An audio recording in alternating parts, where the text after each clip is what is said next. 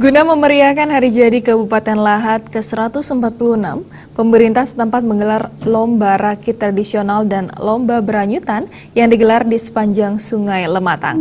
Derasnya arus ditambah medan yang terjal tidak menyurutkan ribuan peserta untuk berpacu dengan semangat.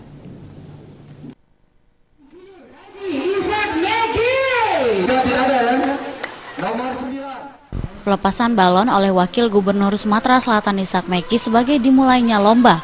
Lomba rakit tradisional ini diikuti oleh 47 tim, sedangkan lomba beranyutan diikuti oleh 2.106 peserta. Untuk lomba rakit mengambil start awal dari Desa Tanjung Mula, Kecamatan Pulau Pinang, menuju Desa Banjarnegara Benteng di Kota Lahat. Sedangkan lomba beranyutan dimulai dari Desa Penarang, Kecamatan Pulau Pinang, Kabupaten Lahat.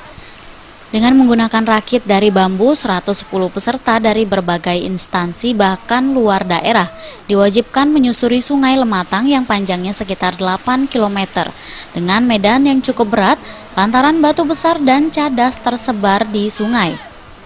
Dalam satu rakit hanya ada 2 orang peserta yang menjadi satu tim. Mereka dipersenjatai sebatang bambu sebagai alat pengendali rakit. Bupati Lahat H. Saifuddin Aswari Rifai mengatakan lomba rakit dan beranyutan ini merupakan simbol daerah dan sejarah nenek moyang yang dulunya menggunakan rakit sebagai alat transportasi. Tradisi ini terus dilaksanakan setiap tahunnya untuk melestarikan seni dan budaya Kabupaten Lahat. Jadi ini kegiatan lomba rakit sama lomba beranyutan.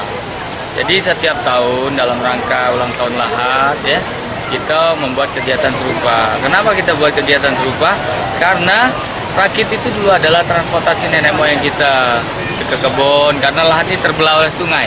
Dulu jembatan belum banyak, jembatan gantung belum ada. Nah mereka dari seberang sini, kebunnya di seberang situ.